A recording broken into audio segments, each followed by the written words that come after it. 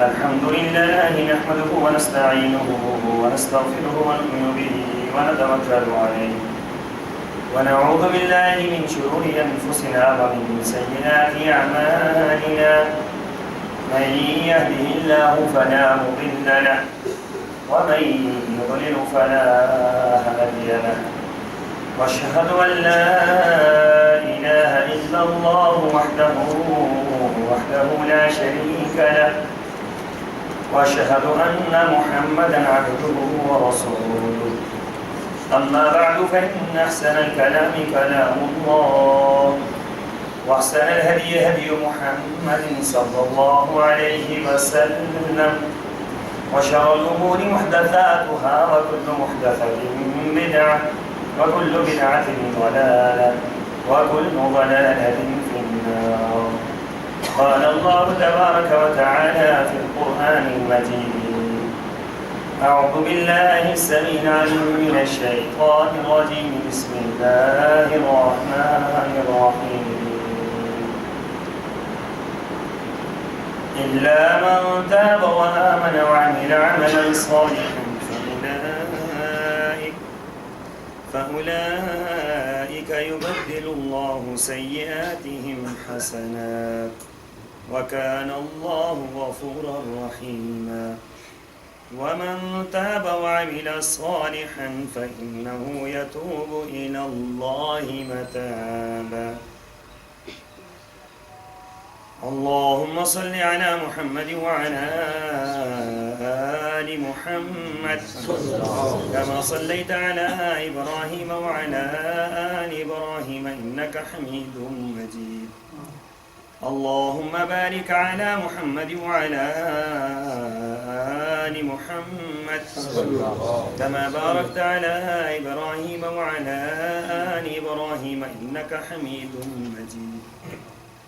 سبحانك لا علم لنا إلا ما علمتنا إنك أنت العليم الحكيم.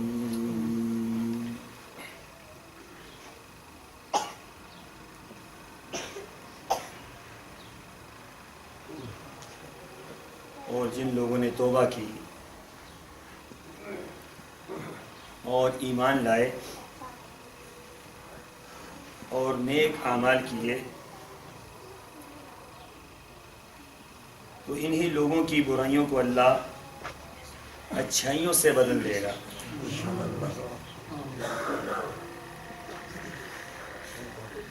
اور اللہ بخشنے والا مہربان ہے. اور جو لوگ نیک کام کرتے ہیں اور توبہ کرتے ہیں تو بے شک اللہ تعالیٰ یہ حق رکھتا ہے کہ ان کی توبہ کو قبول کر لے. آیت نمبر 70 اور 71 سورہ الفرقان. معزز سامعین گرامی،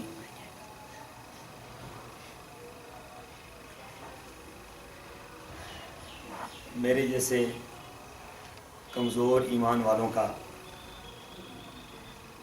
میں ہمیشہ اللہ سے دعا کرتا ہوں کہ اللہ ہمیں امتحان میں نہ ڈال. میرے ایسے کمزور ایمان والے لوگ امتحان میں ڈگمگا جاتے ہیں. غزوہ تبوک ہے، شدید ترین عرب کی گرمی ہے، شدید ترین عرب کی گرمی.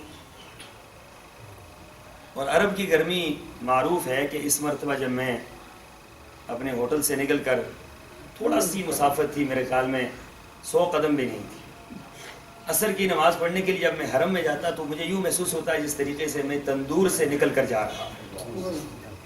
پھر میں یہ سوچنے پر مجبور ہوتا تھا کہ میرے آقا اس موسم کے اندر مدینہ طیبہ سے احرام باندھ کر 7 دن کے طویل سفر کو طے کر مکہ مکرمہ میں آتے تھے اور پھر آپ حج ادا کیا کرتے تھے. تو سوچنے کی بات یہ ہے کہ کیا ان کو گرمی نہیں لگتی تھی یا ہمیں زیادہ لگنی شروع ہو گئی ہے؟ وہ ہمارے جیسے ہی گوشت پوست کے بنے ہوئے انسان تھے. تو صحابہ کرام جب تبوک کی طرف جانے لگے تو شدید ترین موسم، شدت کا موسم، تو لوگوں نے یہ کہہ دیا کہ شدید گرمی ہے، اب اس گرمی میں تھوڑا سا آگے پیچھے کر لیں، جہاد بھی آگے پیچھے ہو سکتا ہے، جہاد آج نہیں تو مہینے بعد ہو جائے گا، یہ نماز تھوڑی ہے کہ قضا ہو رہی ہے. تو رسول اللہ صلی اللہ علیہ وسلم خاموش ہو گئے. آپ نے کچھ گفتگو نہیں فرمائی. قرآن میں اللہ تعالیٰ نے یہ آیات نازل کی کہ اے محمد صلی اللہ علیہ وسلم، جو لوگ یہ بات کہتے ہیں کہ بہت زیادہ شدت کی گرمی ہے، ان سے کہہ دیجئے قل نار جہنم اشد حرا، کہ جہنم کی گرمی تمہیں یاد نہیں ہے؟ جہنم کی گرمی سے کہیں زیادہ ہے، تو تم نے اس کو بجھانے کی کیا تیاری کی ہوئی ہے؟ سامعین محترم، یہ ہمارے ایسے کمزور ایمان والے لوگوں کا امتحان ہوتا ہے چند لمحے کے لیے، اور میں یہ سمجھتا ہوں کہ اللہ اسی امتحان میں ہمیں تو کامیاب فرما اور ہمارے لیے نجات کا سبب بنا. معزز سامعین گرامی، میں آج اپنے رب کا تعارف آپ سے کروانا چاہتا ہوں کہ میرا رب کتنا کریم اور کتنا رحیم ہے، کہ اللہ اپنے بندوں کو بخشنے کے بہانے تلاش کرتا ہے. اللہ اپنے بندوں کو بخشنے کے بہانے ڈھونڈتا ہے. رسول اللہ صلی اللہ علیہ وسلم کی زبان مبارک سے کتنی مرتبہ یہ اعلان ہوا کہ میرا بندہ جب مسجد کی طرف چل کر جاتا ہے تو حالانکہ اس کے تصور میں نہیں ہوتا کہ اس کو کیا کچھ مل رہا ہے. اب یہ مسجد کی طرف جا رہا ہے، ایک قدم اٹھاتا ہے، اللہ ایک گناہ کو اس کے نامہ اعمال سے مٹا دیتا ہے. سبحان اللہ. اور پھر وہی قدم جب نیچے رکھتا ہے تو اللہ تعالیٰ ایک نیکی کا اس کے نامہ اعمال میں اضافہ کر دیتا ہے. اور پھر وہی قدم جب پھر دوبارہ اٹھاتا ہے تو ایک قدم کے بدلے میں اللہ تبارک و تعالیٰ اس کے ایک درجے کو بلند فرما دیتے ہیں. سوچنے کی بات یہ ہے کہ اللہ تو اپنے بندے کو بخشنے کے، معاف کرنے کے بہانے تلاش کر رہا ہے کہ میرا بندہ چلے تو صحیح ذرا ایسا رہا. فرمایا کہ ایک بندہ جب کسی مسلمان کے لیے، اس کی تیمارداری کے لیے اپنے گھر سے نکلتا ہے، تو جب گھر سے نکلتا ہے تیمارداری کے لیے 70,000 فرشتے اللہ تعالیٰ بٹھا دیتے ہیں. وہ تیمار دار جو جا رہا ہے، جس کے تصور میں بھی نہیں ہے کہ وہ کتنے بڑے عمل پہ چلا گیا ہے، میرے آقا فرماتے ہیں کہ 70,000 فرشتے اللہ بٹھا دیتے ہیں جو اس کے لیے رحمت کی دعائیں مانگ رہے ہوتے ہیں. اللہ یہ تیرا بندہ اس کی تیمارداری کے لیے جا رہا ہے، ابھی وہاں پر پہنچا نہیں ہے، اللہ اس کے گناہوں کو معاف کر دے اور اس کو جنت عطا کر دے. اب یہ تیمارداری کے لیے جا رہا ہے اور اتنی دعائیں، 70,000 فرشتہ دعائیں مانگ رہا ہے. معلوم یہ ہوتا ہے میرا رب تو بندوں کو بخشنے کے لیے چھوٹے چھوٹے اعمال پر بڑا اجر دیتا ہے. میرا رب اتنا کریم ہے کہ وہ فرما رہا ہے بندے جا جا کر وضو کر لے، طہارت کر لے، میرے سامنے کھڑے ہونے کے لیے تو اپنے آپ کو تیار کر لے. تو سرور کونین فرماتے ہیں بندہ اپنے ہاتھوں کو دھوتا ہے، اللہ ہاتھوں کے گناہوں کو معاف کروا دیتا ہے. ہمارے ہاتھوں سے کتنے گناہ سرزد ہوتے ہیں، اللہ ہاتھوں کے گناہوں کو دھونے سے جہاں میل کچیل دھلتی ہے وہاں گناہ بھی دھل جاتے ہیں. اور پھر میرے آقا فرماتے ہیں جب چہرے کو دھویا جاتا ہے اللہ چہرے کے گناہوں کو معاف کر دیتا ہے. جب بازوؤں کو دھوتا ہے اللہ بازوؤں کے گناہوں کو معاف کر دیتا ہے. چہرے سر کا مسح کرتا ہے اللہ سر کے گناہوں کو معاف فرما دیتا ہے. پاؤں کو دھوتا ہے اللہ پاؤں کے گناہوں کو معاف فرما دیتا ہے. یہاں تک کہ فرمایا جب نماز پڑھ کے واپس لوٹتا ہے تو اس طریقے سے لوٹتا ہے جس طریقے سے ماں نے ابھی اس کو پیٹ سے باہر نکالا، ماں نے ابھی اس کو جنا ہے. اس انداز سے گناہوں سے پاک ہو جاتا ہے. سامعین گرامی پھر سوچئے کہ رب کتنا مہربان ہے. اسی رب نے ہمارے لیے جمعہ رکھ دیا ہے کہ یہ جمعہ آتا ہے، فرمایا کہ ایک جمعے سے لے کر دوسرے جمعے تک درمیان میں جتنے بھی گناہ ہوتے ہیں اللہ جمعہ پڑھنے کی وجہ سے گناہوں کو معاف فرما دیتے ہیں. اور پھر رمضان المبارک آ جاتا ہے. یہ رمضان المبارک تو اللہ تعالیٰ کے معاف کرنے کا سمندر ہے، یہ اللہ کی رحمتوں کا سمندر ہے رمضان المبارک، کہ اللہ تعالیٰ اس مہینے کے اندر کس انداز سے معاف فرما رہا ہے. فرمایا رسول اللہ صلی اللہ علیہ وسلم نے کہ اللہ تعالیٰ روزانہ افطار کے وقت روزانہ افطار کے وقت کوئی تعداد نہیں بتلائی، اللہ اپنی شان کے مطابق کوئی تعداد نہیں ہے، ہو سکتا ہے ساری کائنات کے مسلمانوں کو اللہ جہنم سے آزاد کر دے روزانہ افطار کے وقت۔ فرمایا کہ کوئی تعداد متعین نہیں ہے کہ کتنے بندوں کو اللہ آزاد کرتا ہے، بے شمار لوگوں کو اللہ افطار کے وقت جہنم سے آزاد کرتا ہے، اور جتنا افطار کے وقت جہنم سے آزاد کرتا ہے اتنا ہی میرا رب اس وقت آزاد کرتا ہے جب لیلۃ الجائزہ ہوتی ہے، جس کو ہم عید کی رات کہتے ہیں۔ جتنے لوگ رمضان المبارک کے اندر بخشے جاتے ہیں اتنا ایک رات کے اندر اللہ لوگوں کو بخش دیتا ہے۔ سامعین محترم، ہر نماز سے لے کر دوسری نماز تک، ہر نماز سے لے کر، آپ نے فجر کی نماز پڑھی ہے تو فجر سے لے کر ظہر تک جتنے گناہ ہوتے ہیں، ظہر کی نماز پڑھتے ہی سارے گناہ اللہ معاف فرما دیتے ہیں۔ ظہر سے عصر تک جتنے گناہ ہوتے ہیں، عصر کی نماز پڑھتے ہی اللہ سارے معاف فرما دیتا ہے۔ عصر سے مغرب تک جتنے گناہ ہوتے ہیں، مغرب کی نماز پڑھتے ہی اللہ سارے معاف فرما دیتا ہے۔ مغرب سے عشاء تک جو گناہ ہوتے ہیں، عشاء کی نماز پڑھتے ہی اللہ سارے معاف فرما دیتا ہے۔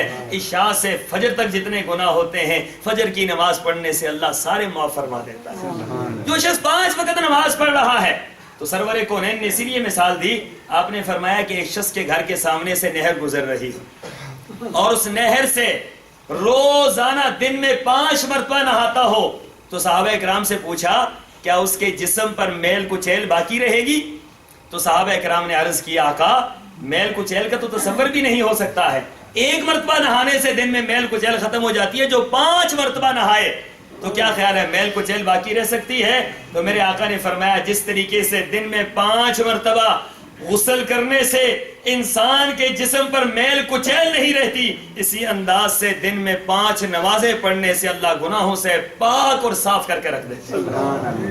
سامعین محترم، میرا رب معاف کرنے پہ کس انداز سے میرا رب معاف کر رہا ہے اپنے بندوں کو، اسی لیے میرے اللہ نے قرآن پاک کے اندر اعلان فرمایا نبئ عبادی انی انا الغفور الرحیم، میرے بندوں کو خبر دے دیجیے۔ یہ نبا خبر نامہ جیسے ہوتا ہے، اہم ترین خبر ہے اللہ تبارک و تعالیٰ کی طرف سے۔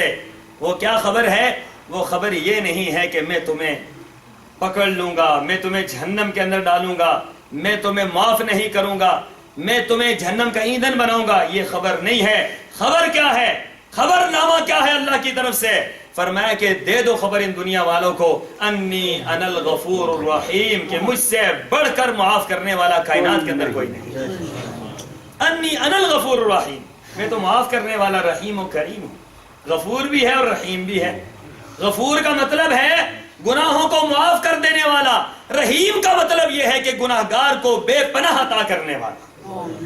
ایک تو یہ ہے نا کہ یہ کہہ دینا کہ تیرا گناہ معاف کر دیا، ایک یہ ہے کہ رحمتوں کی بارش برسا دی تیرے اوپر، گناہوں کو معاف بھی کر رہا ہے، رحمتوں کی بارش بھی برسا رہا ہے۔ قل یا عبادی الذین اسرفوا علی انفسہم لا تقنطوا من رحمت اللہ، فرمایا میرے بندوں کو کہہ دو، بندے تو میرے ہی ہیں، بنایا تو میں نے ہی ہے، پال تو میں ہی رہا ہوں انہیں، ان کی جسم کو تو میں نے ہی تخلیق کیا ہے۔ قل یا عبادی الذین اسرفوا علی انفسہم، اسراف کہتے ہیں حد سے بڑھ جانا، حدود کراس کر دینا، ہر گناہ کے اندر ڈوب جانا۔ اسراف کہتے ہیں کوئی زندگی میں ایسا گناہ نہ ہو جو انسان نے کیا نہ ہو۔ اسراف کہتے ہیں ہر گناہ میں ڈوبے ہوئے شخص کو۔ اللہ تعالیٰ ان لوگوں سے مخاطب ہیں جو ہر گناہ میں ڈوبے ہوئے ہیں۔ اللہ فرماتے ہیں لا تقنطوا من رحمت اللہ، اللہ کی رحمتوں سے تم نے مایوس نہیں ہونا۔ ان اللہ یغفر الذنوب جميعا، ان اللہ یغفر الذنوب جميعا۔ لفظ بڑا عجیب ہے قرآن پاک کے، الفاظ بڑے عجیب ہے، تعبیر بڑی عجیب ہے۔ اللہ ساری کائنات سے بڑھ کر ہم تو اس سے محبت کرتے ہیں۔ اللہ جس انداز سے تو ہم سے محبت کرتا ہے، اللہ ہمیں اس محبت کی، اس چاہت کی ہمیں تو وہ کیفیت عطا کر دے کہ جس کی بنیاد پر ہم سمجھ سکیں کہ تو کتنا ہم سے محبت کرنے والا ہے۔ سامعین محترم، اللہ کیا فرما رہے ہیں؟ ان اللہ یغفر الذنوب جميعا، یہ نہیں فرمایا کہ گناہوں کو بخش دوں گا، یہ نہیں فرمایا کہ صرف گناہوں کو بخش دوں گا، فرمایا سارے کے سارے گناہوں کو بخش دوں گا۔ گناہ بڑا ہے یا چھوٹا ہے، اللہ تعالیٰ کے ہاں سارے گناہ چھوٹے ہی۔ یہ ہمارے ہاں تقسیم ہے کہ یہ صغیرہ ہے، یہ کبیرہ ہے، یہ چھوٹا ہے، یہ بڑا ہے۔ یہ آپ کے نیکی کرنے سے ختم ہوگا, یہ توبہ کرنے سے ختم ہوگا. یہ تقسیم ہمارے لیے ہے, میرے رب کے لیے کوئی تقسیم نہیں ہے. میرا رب فرما رہا ہے ان اللہ یغفر الذنوب جميعا, اللہ تعالیٰ چاہے تو تمہارے سارے کے سارے گناہوں کو معاف کر دے. تو پھر ایک حدیث کے اندر میرے آقا نے فرمایا کہ اللہ فرماتے ہیں, یہ حدیث قدسی ہے, لو بلغت ذنوبک عنان السماء, فرمایا تمہارے گناہ اگر آسمان کے ان کناروں تک پہنچ جائیں. عنان کہتے ہیں آخری کنارہ, بالکل آخری چوٹی. زمین اور آسمان کے درمیان کتنا فاصلہ ہے؟ زمین و آسمان کے درمیان کتنا فاصلہ ہے؟ 1000 سال تک پرندہ, تیز پرندہ اڑتا رہے, وہ آسمان تک نہیں پہنچ سکتا ہے. کون پہنچ سکتا ہے آسمان کی بلندیوں تک؟ فرمایا کہ آسمان کے کناروں تک تمہارے گناہ پہنچ جائیں, زمین کا خلا سارا بھر جائے, اور تم میرے پاس آ جاؤ, تم میرے سامنے آ کر رو لو, گناہوں پر توبہ کر لو, استغفار کر لو, رجوع کر لو, میرے سامنے گڑ گڑا لو, مجھ سے معافیہ مانگ لو, لغفرت لک ولا ابالی, میں تمہیں معاف کر دوں گا اور مجھے اس معافی پر کوئی پوچھنے والا بھی نہیں. کون پوچھے گا کہ کیوں معاف کر دیا ہے؟ یہ این آر او نہیں ہے کہ پوچھیں گے کہ یہ کیوں کر دیا ہے, یہ کس نے یہ اتھارٹی دی آپ کو کہ آپ معاف کر دیں. لیکن اللہ فرماتے ہیں ولا ابالی, مجھے تو کوئی پوچھنے والا بھی نہیں ہے. اور پھر دوسری بات یہ ہے کہ مجھے پرواہ بھی کوئی نہیں ہے. ولا ابالی کے دو مطلب ہو سکتے ہیں, پوچھنے والا بھی کوئی نہیں اور مجھے پرواہ بھی کوئی نہیں. مجھے تو پرواہ ہی نہیں ہے کہ میں نے یہ کیا کر لیا ہے. پھر سرور کونین صلی اللہ علیہ وسلم نے ایک منظر دیکھا, اور صحابہ اکرام نے بھی یہ منظر دیکھا. منظر کیا ہے کہ آپ علیہ الصلوۃ والسلام شدید ترین گرمی میں کسی غزوے میں شریک ہیں, خیمے لگائے ہوئے ہیں, دوپہر کا وقت ہے, صحابہ اکرام اپنے خیموں کے اندر آرام کر رہے ہیں. ایک چھوٹا سا بچہ کسی خیمے کے کونے سے باہر نکلتا ہے. اس بچے کو تو نہیں پتا کہ باہر کی گرمی اور صحرا کی وہ شدید ترین گرم ریت اس کی کیا کیفیت ہوتی ہے. بچہ باہر نکلا اور باہر نکلتے ہی اس نے چیخنا چلانا شروع کر دیا, پاؤں جل گئے اس کے. صحابہ کرام یہ منظر دیکھ رہے ہیں تو پیچھے سے دیکھا کہ جس قدر بچہ چیخ رہا ہے اس سے زیادہ چیخ و پکار کے ساتھ ایک خاتون باہر نکلتی ہے. باہر نکلی اور اس نے بچے کو اٹھا لیا, اور بچے کو اٹھا کر اس کے پاؤں کے اوپر, پاؤں کے تلوے کے اوپر اپنا منہ رکھ دیا ہے, اپنی زبان رکھ دی اس کو ٹھنڈا کرنے کے لیے. بچہ رو رہا ہے, ماں اس کے تلووں کو چاٹ رہی ہے. صحابہ اکرام یہ منظر دیکھ کر تعجب میں کھو گئے. سبحان اللہ, ماں بچے سے کتنا پیار کرتی ہے, ایک ماں بچے سے کتنا پیار کرتی ہے. اب صحابہ اکرام نے ماں اور بچے کے پیار کا موازنہ کیا ہے کہ ایک ماں بچے سے کتنا پیار کرتی ہے. اللہ تعالیٰ سے ذہن ہٹ گیا کہ اللہ بندوں سے کتنا پیار کرتا ہے. اب میرے آقا نے فرمایا, میرے صحابہ کیا یہ بات تم سمجھتے ہو کہ یہ ماں جو اپنے بچے کو تھوڑی سی گرمی میں برداشت نہیں کر سکتی, یہ جہنم میں اپنے بچے, یہ آگ میں بچے کو پھینکے گی؟ میں آقا یہ تو گرمی نہیں برداشت کر سکتی تو یہ کیسے آگ میں پھینکے گی؟ فرمایا جس طرح تم اس کا تصور نہیں کر سکتے, 99 ماؤں کو ملا لیا جائے, 99 رحمتوں کو ملا لیا جائے تو اللہ تبارک و تعالیٰ کی رحمتوں کا مقابلہ پھر بھی نہیں ہو سکتا جو اللہ اپنے بندوں پر کیے ہوئے, جو اللہ اپنے بندوں کے لیے تیار کیے ہوئے ہیں. فرمایا کہ اللہ تعالیٰ نے رحمتوں کو 100 جز میں تقسیم کیا ہے, 100 جز میں تقسیم کیا ہے. ایک حصہ اللہ نے دنیا میں بھیج دیا جس سے ہم ایک دوسرے سے محبت کرتے ہیں. ایک حصہ دنیا کے اندر اللہ نے بھیجا ہے محبت کا, رحمت کا, مودت کا, پیار کا, چاہت کا, الفت کا. بھیڑیا بھی اپنے بچے سے پیار کرتا ہے اسی ایک رحمت کی بدولت.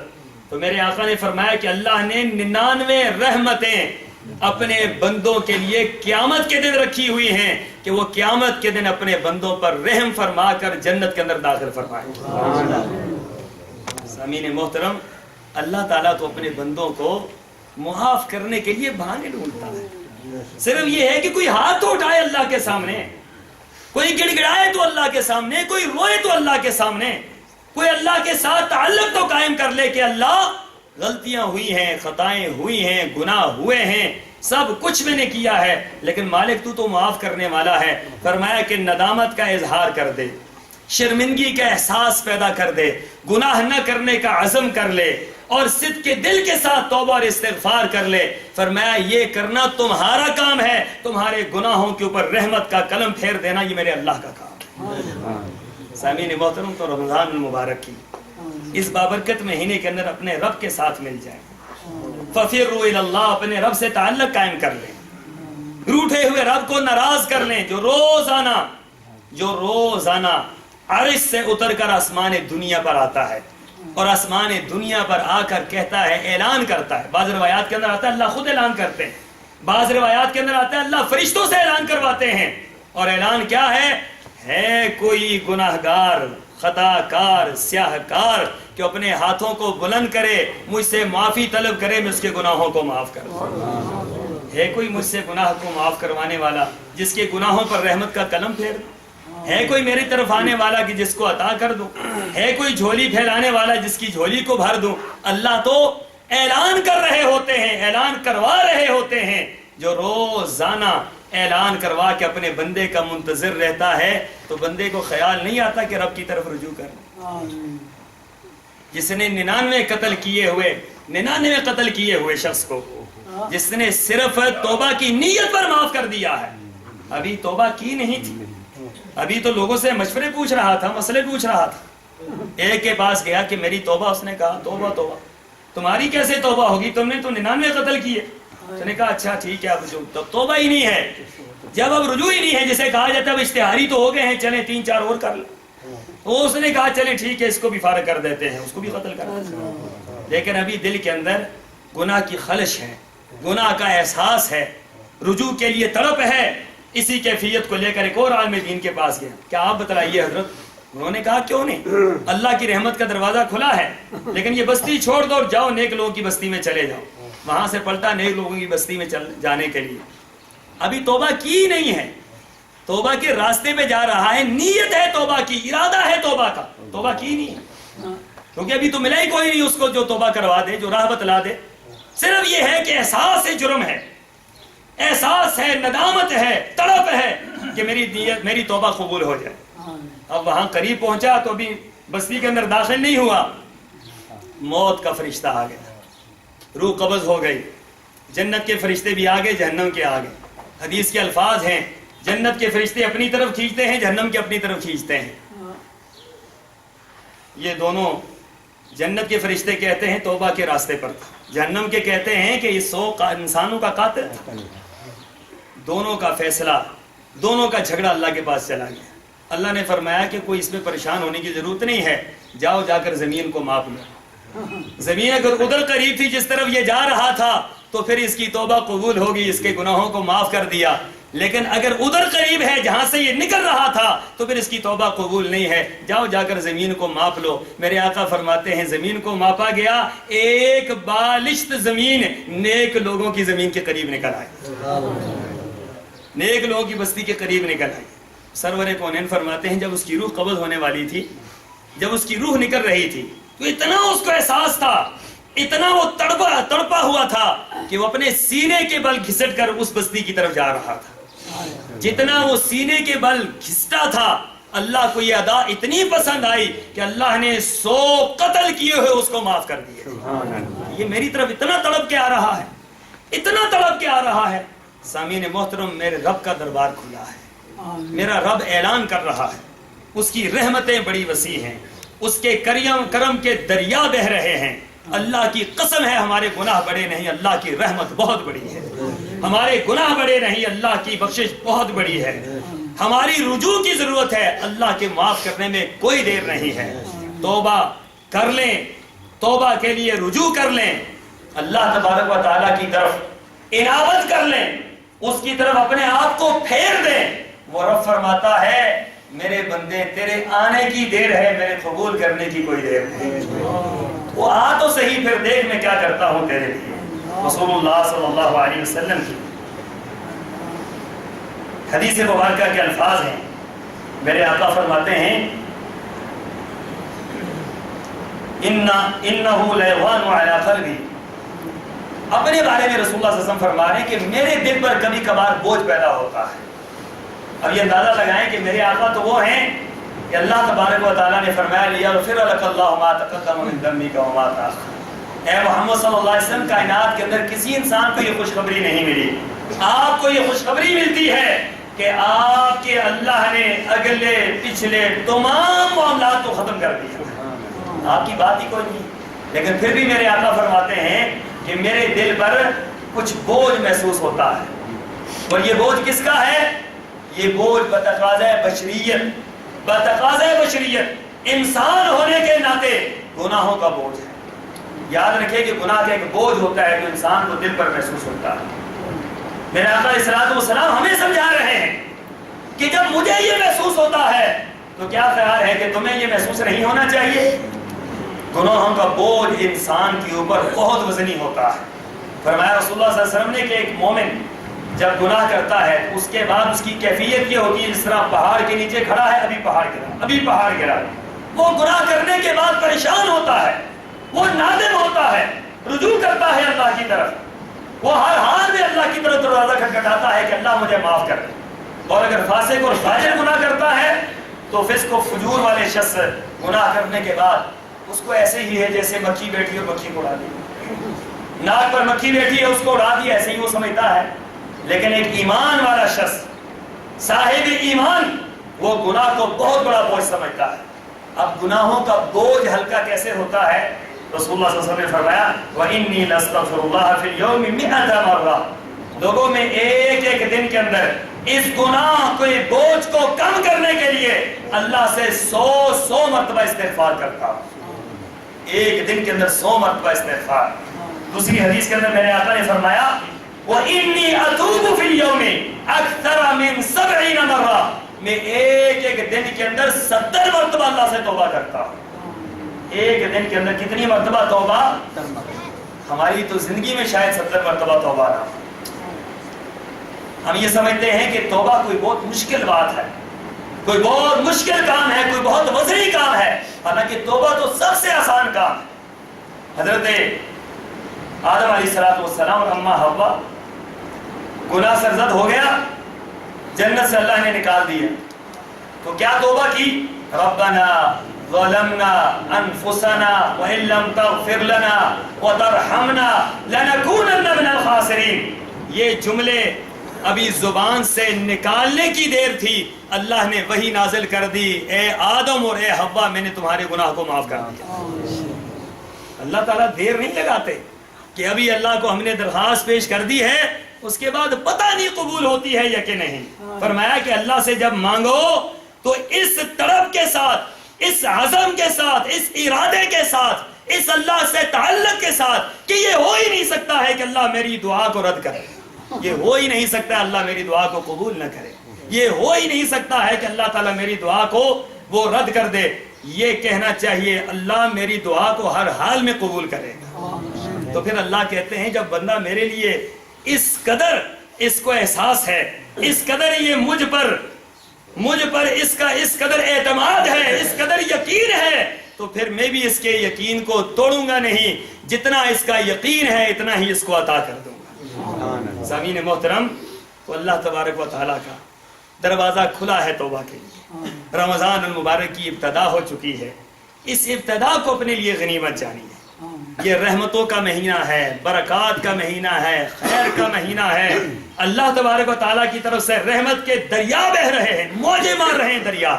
اس موجے مارتے ہوئے دریا میں کوئی بدبختی ہوگا جو اللہ کی رحمتوں سے مایوس رہ جائے گا یا اللہ کی طرف رجوع نہیں کرے گا.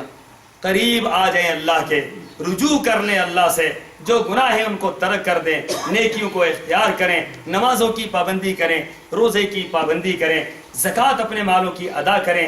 جنہوں نے حج نہیں کیا وہ حج کی نیت کریں. صاحب مال لوگ جو غریبوں اور مساکین کا حق دبا کر بیٹھے ہیں وہ غریبوں اور مساکین کا حق ادا کر دیں. جن کی زندگی کے اندر انفرادی گناہ ہیں جو اس کی ذات کے ساتھ منسلک ہیں ان سے توبہ اور استغفار کر لیں. کسی کا حق مارا ہے اس کا حق ادا کر دیں, کسی کا قرض دبایا ہے اس کا قرض ادا کر دیں, کسی سے رشوت لی ہے اس سے معافی مانگ لیں, کسی کی غیبت کی ہے اس سے توبہ کر لیں, معافی مانگ لیں, کسی کے ساتھ کوئی زیادتی کی ہے اس زیادتی کا ازالہ کر لیں. اللہ کی قسم ہے یہ کام کرنا آپ شروع کر دیں, اللہ کی رحمتیں برسنا آپ پر شروع ہو جائیں گی. اور پھر اللہ تبارک و تعالیٰ فرماتے ہیں جب بندہ میری بات مانتا ہے تو پھر میں ایک اور رحمت دیتا ہوں. وہ رحمت کیا ہے؟ فرمایا کہ رحمت یہ ہے کہ جتنے یہ گناہ لے کر آتا ہے اتنے ہی اس کے گناہوں کو بدل کر میں رحمتیں اس کو عطا کر دیتا ہوں. اولئک یبدل اللہ سیئاتہم حسنات, کہ جتنے یہ گناہ لے کر آتا ہے اتنے ہی اس کی طرف میں رحمت لے کر آ جاتا ہوں. تو یہ صرف اس شرط پر ہے کہ آپ کا عزم سچا ہو, آپ کا ارادہ سچا ہو, آپ کا اللہ کی طرف رجوع ہو, اس پر ندامت ہو, شرمندگی کا احساس ہو, گناہوں کے بوجھ تلے اپنے آپ کو تباہ محسوس کریں کہ میں تباہ ہو رہا ہوں گناہوں کے بوجھ تلے. یہ آپ کا کام ہے, معاف کرنا میرے اللہ کا کام ہے. اللہ مجھے اور آپ کو توبہ کی توفیق عطا فرمائے. وآخر دعوانا ان الحمد للہ رب العالمین.